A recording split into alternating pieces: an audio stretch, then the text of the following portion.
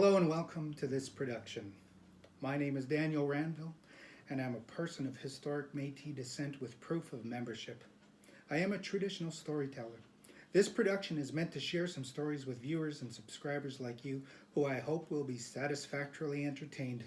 Enjoy my reading, and if so, please like and subscribe, share it with others. As I stated previously, these stories are dedicated to youth, our most valuable resource, our purpose and sacred fire, our sacred contraries, our circle of power, our dignitaries, diplomats, lawmakers, judges, ambassadors, and senators of our communities.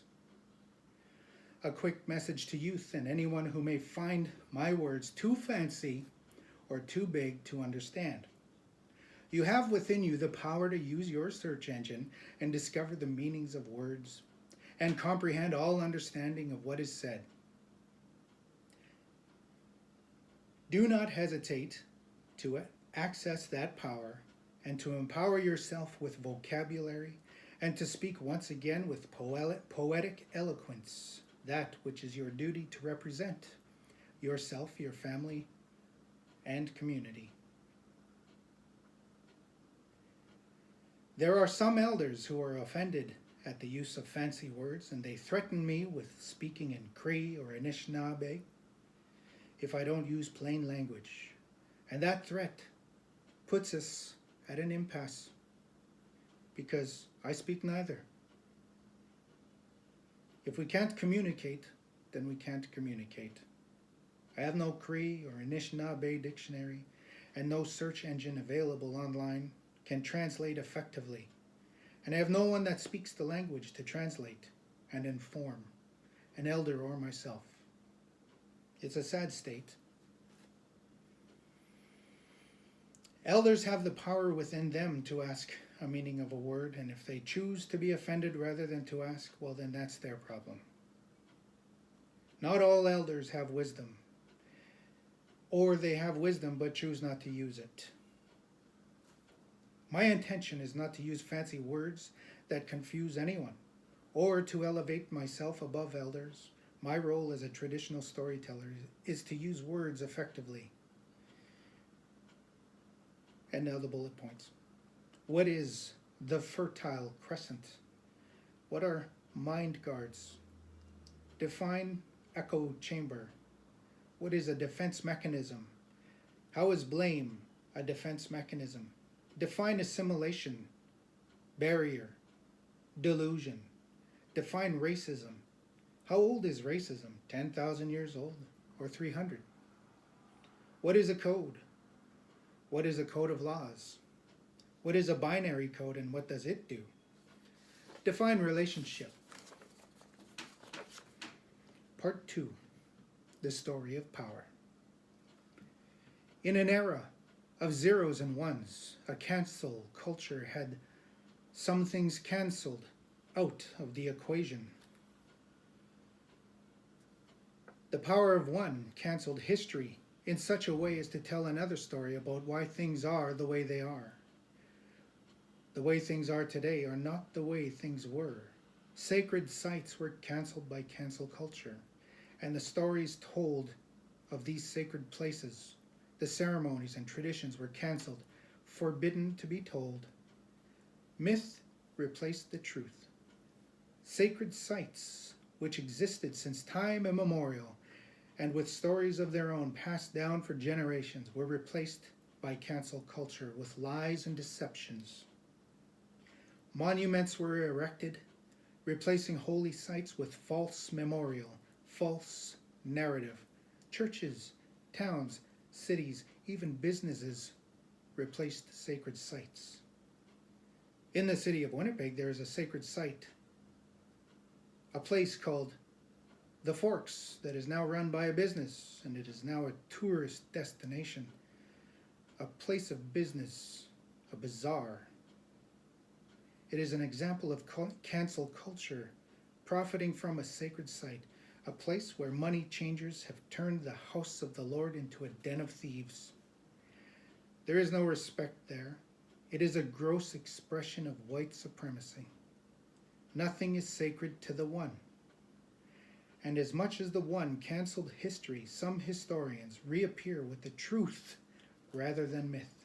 We are told the canceling, where no remainders were allowed, began in the Fertile Crescent. Societies that lived for millennia in harmony and balance with their environment were assimilated by binary, narrow perspective agrarian cultures. Farmers, a phenomenon not endemic to the white man. The original cowboy was black. History records that it was 7,000 years later when the white man, or European, were repeatedly invaded by Romans. Children were stolen, enslaved, Christianized, civilized, and assimilated, learned the work ethic, and became a tiller of the soil. The stolen children, developing in slavery, now assimilated, now Roman citizens, returned to their traditional homeland to finish what the Roman Empire started. Before tilling, farming, domesticating animals, the Europeans, the white man, was in fact indistinguishable from what they presently identify as pagan, barbarian savages in need of salvation, Christianization, and civilization. The white man, presented with these facts, will counter with the same argument many saved native people say. God delivered us from our savagery, ourselves, or we would remain in ignorance and live an uncivilized life. A mind trap argument, one designed by the assimilated for the assimilated. It is a default in thinking, a rule of the imagination. The assimilated exist in a room thinking there are no walls locking them in. And other than the imaginary barriers they have placed for themselves, these barriers are called mind guards. Mind guards are the enforcers of cancel culture. They are shepherds with sheepdogs who protect the flock from wandering too far from the safety of their echo chamber. They say their rod and their staff. They comfort them.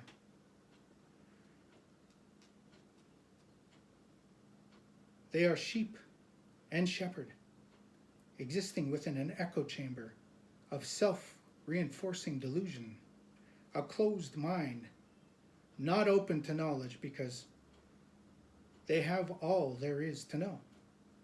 If you stray too far from the flock and its dogma, you will soon find yourself canceled.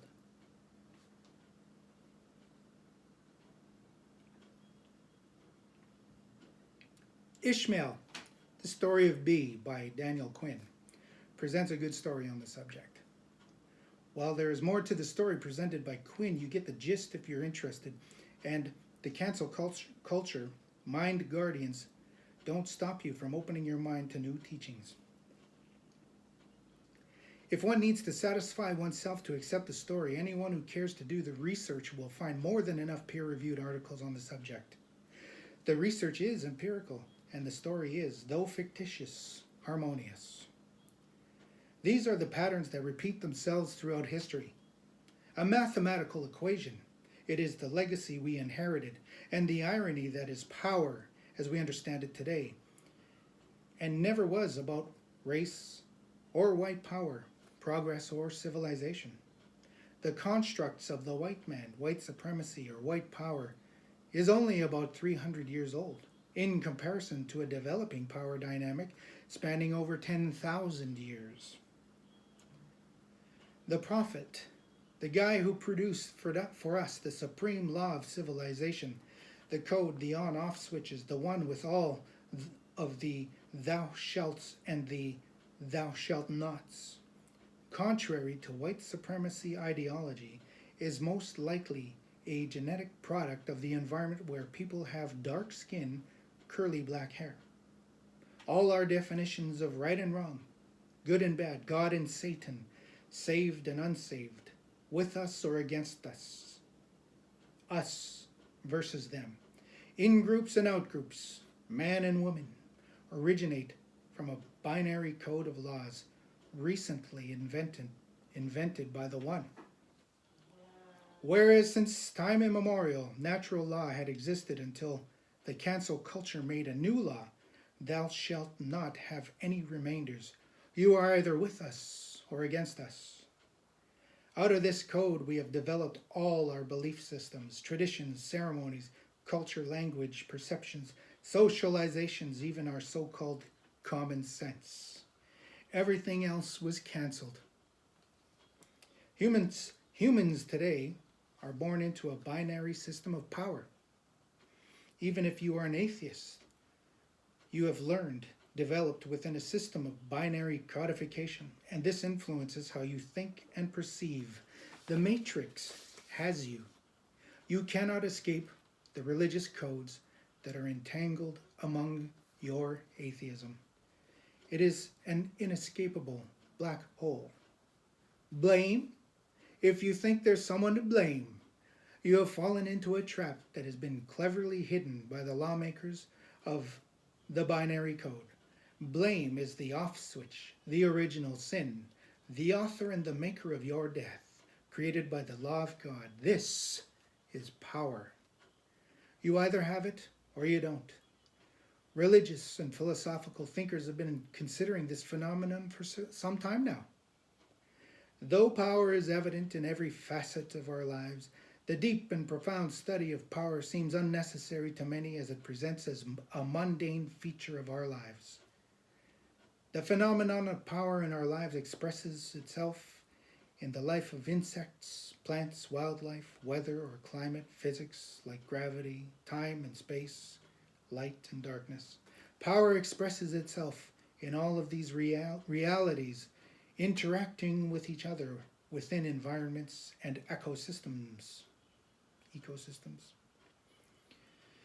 Power expresses itself in our consciousness, our awareness of life within various conditions and reality. Most evident is the expression of power in survival of species or the destruction of species by human-made climate change. Power, it seems, has an energy to it. Power is both seen and unseen, knowable and unknowable. Suffice it to say we are aware of power in the universe with basic understanding. However, to grasp a full understanding of power, further study will be needed by anyone who cares to do their own research and to draw their own conclusions on the concepts of power. Our present situation as a species includes expressions of power in relationships on an individual level, meaning our relationship with ourselves, but also our relationship with others of the same species. We also have a relationship with other species in our environment, which include dynamics of power expressions in farming, livestock, hunting, fishing, digging for oil and gas, mining, and the like. Navigating our way through these power dynamics, species relations, environment, and climate is critical to survival, not just for humans, but all life, consciousness, and reality. This concludes the story of power, part 2, and now our closing bullets. Consider the forks.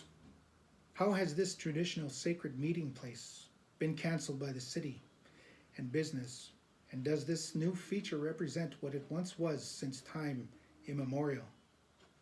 How can the Forks improve its relationship with Indigenous people of Turtle Island? How do you think history has the power to control the way you think about your perceptions of life and reality today? What kind of power do you possess, and how does it compare to others? How do you navigate power? We understand power that it expresses itself no matter where we are on earth, no matter who we are or what language we speak.